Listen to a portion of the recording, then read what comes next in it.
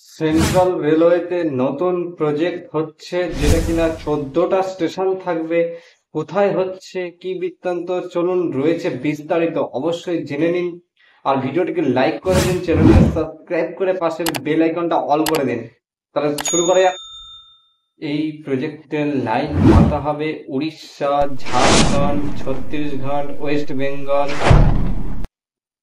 300 কিলোমিটারের এই লাইন হতে চলেছে। এই প্রজেক্টের কাজ শুরু হয়ে যাবে বলে টোটাল এই প্রজেক্টে খরচা হচ্ছে 6,456 কোটি টাকা।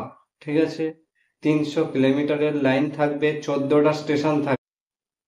এই লাইন কবে থেকে চালু হবে কোনো ঠিক ঠিকানা নেই, তবে মনে করা হচ্ছে খুব তাড়াতাড়ি হয়ে যাবে। আপনাদের কতটা সুবিধা হবে সেটা অবশ্যই কমেন্টে জানান। আজকের ভিডিও এইটুকুই। আর লাইক করে দিন, মানুষের কাছে যাতে এটা পৌঁছে যায়, আর বেশি বেশি করে তাদের শেয়ার করে দিন। দেখা হচ্ছে নতুন একটা ভিডিওতে।